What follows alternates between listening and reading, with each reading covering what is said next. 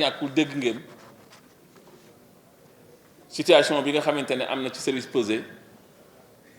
ci audit boo xamante ne sant nañ ko secrétaire général ginnaaw bi nga xamante ne ñëw nañ jël fonction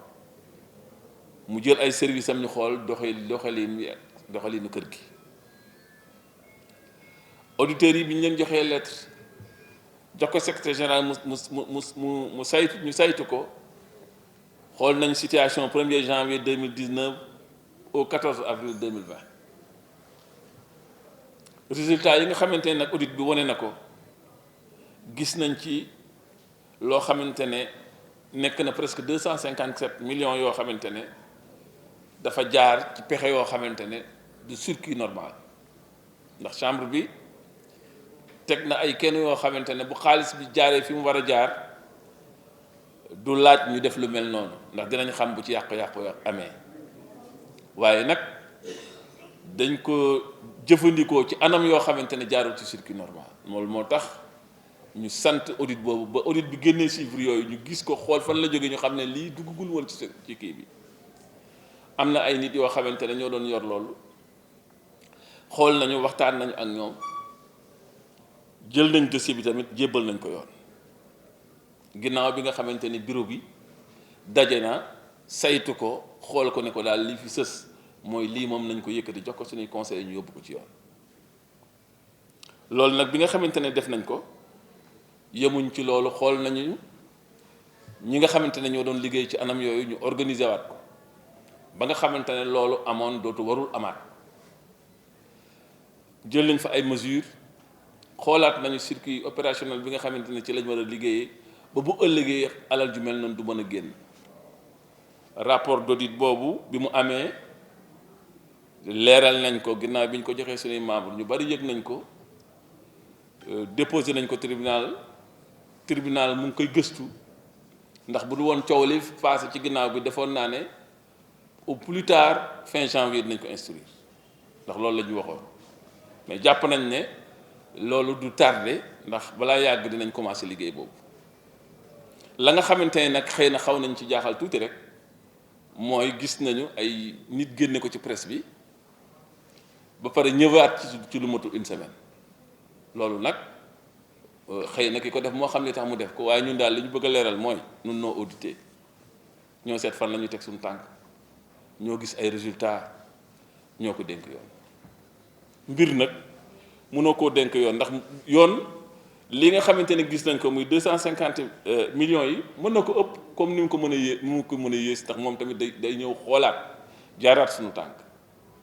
kon loolu la ñu war a def taxaluñu kenn tilimaluñu kenn waaye li wér te wóor daal loolu moom gis nañ ko situation bi teg dañ ko fi ñu ko war a teg la ca des nag ñu naan chambre de commerce dañ ko def nii ak dañ ko def naag chambre de commerce dañoo këpp kees gaak sa détournement fa am loolu lépp ay waxi ki bëgg a yàq rek gis ngeen assemblée bi dañu wote suñu budget à l'unanimité kon coow yi ngay dégg ci biti boo ñëwee fii tey da ngay jaaxle sax nag waaw ñu koy coow amu fi de xëy na ay nit la ñoo xamante ne ñoo am intérêt pour diaboliser kër gi bañ a dox yàq ko xëy na loolu moo nekk seen intention waaye gisu leen ko ci assemblée bi au contraire dañ ñoo féliciter ci doxalin bi rafetlu ko wote suñu budget yàgg naa fekk ay budget c'est la première fois ma gis budget boo xamante ni dañ ko wote à l'unanimité daana am abstention wala am kenn wala ñaar koo xamante ne day wote contre kon loolu day wane rek ne li ñuy wax ci biti bokkul li dëkk ci biir ñun yàlla def na bi ñu fi ñëwee léegi 1 an lañ fi doog a am lu ne dégg nañ ko fi détourné ngeen nangam def ngeen nangam loolu xëy na ña koy wax bu ñu doon ay vrai opérateur économique duñu am préoccupation yooyu ñun nag nous sommes dans l'économie defuñu politique nekkuñ ci ay vraiment yoo xamante ne ay schéma politique la def ay tactique nous sommes des opérateurs économiques suñu entreprise lañ tal lu koy développer la ñu tal nekkuñu ci presse bi chaque jour di wax ko weddee ko yóbbu nañu tribunal certes ci position yoo xamante ne assemblée bi jël na ko di ñu demander ay dommages et intérêts de 2 milliards ñaari dossiers yëpp dañ ko gagné parce que defuñ dara dossiers yooyu ñu gagné yóbbul nañ ko ci presse bi gis ngeen ko te pourtant ñooñu ñu gagné def chaque jour ñooñu ngeen di dégg ci presse bi ñuy wax man déggu leen ma fenn parce que aw ma jot boobu ñii ma bokkal bureau bi amuñu jot boobu mais il y a des gens yoo xamante ne ils ont l'intention de nuire, dañu bëgg a yàq wala boog dañu bëgg a diaboliser wala dañoo bëgg ku dekkul ci dëkk bi man damay tasanteeg samay mbokk samay xarit waaw chambre de commerce lu fa xew te yéen tey seere ngeen ci dañoo def suñu assemblée générale tranquillement ñëpp dem seen yoon voté budget bi sans problème encouragé ñu xool suñuy programme ñu koy doxal benn problème la ñu am fi mu nekk majeur mooy Covid bi ñu ngi ñaan yàlla jeexal ko yàq na ci liggéey bi lu bari suñu programme am na ci lu bari loo xamante ne Covid bi baare nañ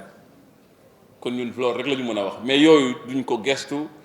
yóbbu nañu tribunal gagné nañ leen yóbbuwaat nañu gagné nañ leen bu ci mujj bi am na ñeneen ñaari ñu def jàpp nañu ne lañ defoon rek la ñuy def parce que ñun jóguñu di toroxal kenn jóguñu di yàqal kenn li am solo daal mooy opérateurs yi fii ñu toll nan la ñu mën a def ba suqali entreprise nit ñi sonn nañ coono bari na gis nañ li xew ci événement yi ñu ngi ñaan xale yi ñu dal suñu rôle la ñun en tant que chef d'entreprise ñu seet nan la ñuy mën a suqalee ndax ñu mën a dugal suñu loxo bo ci loolu parce que xale yi tamit boo gisee li ñuy def nii yëpp dañoo jàppul ci dara waaye nag ñu ngi leen di ñaan ñoom tam ñu delloo seen xel nañ delloo seen xel parce que réew mi tudd nañ ko muy réewu pétrole di réewu gaz contrat yi am na ñoo xamante ne boo ci jotul ci loolu rek da ngay indi ci réew moomu coow te ñooñu boromi doole lañu te ñooñu mën nañ yàq suñu réew kon xale yi nañ def très attention xam ne fi ñu jëm seen njariñ rek la boo yoree sa jamaa nag wala nga yor sa nen bul fexee mukk di bëreeg koo xamante ne daf lay jëme ci suuf su ko defante ne sa jamaa wala sa nen di tax suuf kon ñun ñëpp ñoo am intérêt waxtaan ak xale yi nguur gi tamit suqaliwaat l'entreprise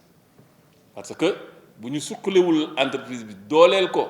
ba ñu mën a embaucher ba ñu mën a préserver les emplois loolu bu ñu ko deful tamit résultat yi du caageenu def la promotion des jeunes ci ban anam ndax gis nañu lu fi jaar muy la situation des maîtrisards jaar nañ fi ñu financé leen des centaines de millions exemple yu mel noonu bari na kon nit ñi yàgg nañu jéem ci politique bi mais ñun daal li ñuy ñaan en tant que institution te wax nañ ko ci assemblée bi moo ñu dooleel les opérateurs économiques dooleel l'entreprise suqali l'entreprise ba l'entreprise mën a dugal gën a dugal loxoom ci chômage bi nga xamante ne am na wax nañu nag la situation bi nga xamante ne am na avec produits maraîchers yi génn pomme de terre bi ak oignon bi jàpp nañu ne bari na génn na nit ñi mënuñu ko jaay tomate bi sax dem nañ ba ñu wax ay kilo 25 francs xam nga loolu su eggee foofu kenn mënu ko rentabiliser am na lu fi nguur gi teg muy bloquer l'import waaye fii ñu toll nag loolu daf ñu war nañu gën a dugal suñu loxo ci affaire politique gu conserver nos produits ndax réew mi fi développé mu ne da ngay régler ces problèmes de conservation des produits waaye nag les producteurs locaux ci ay pailles la ñuy conserver seeni produits loolu mënul tax tamit ñu mën a développer le maraîchage wax nañ ko fii ci assemblée bi les transporteurs aussi wax nañ seen xalaat nee nañu boo xoolee li nga xamante ne nekk na suñu diggante ak Guinée nga xamante ni blocus moo fa am depuis 2 ou 3 mois yoo xamante ne ñoom seen camions yi mënul dem mënul dikk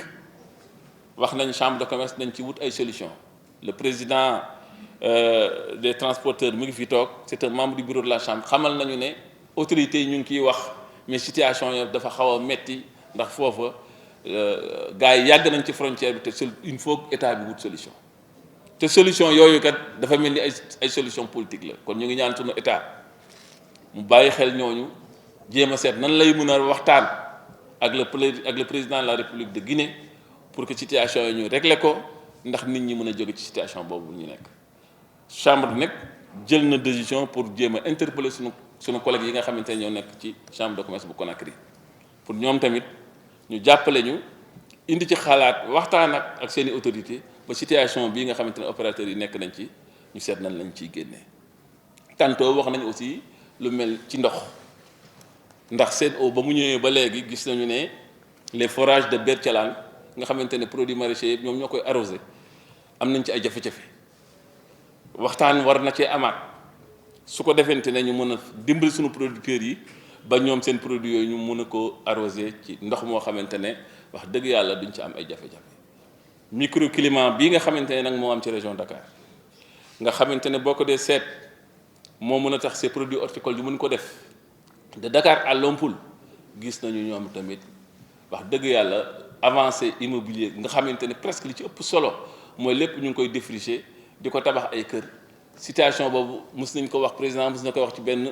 conseil des ministres mais war nañ ci ñëwaat parce que tool yi nga xamante ne foofu la ñu war a béy loolu buñ ko tabaxee lépp ay buñ ko lotiré def ko ay kër mais kon nan la ñu mujj def parce que produit yooyu mënoo ko liggéey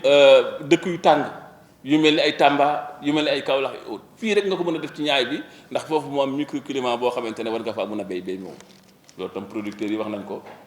jàpp nañ ne état bi tamit war na mën a réfléchir ci wàll woowu.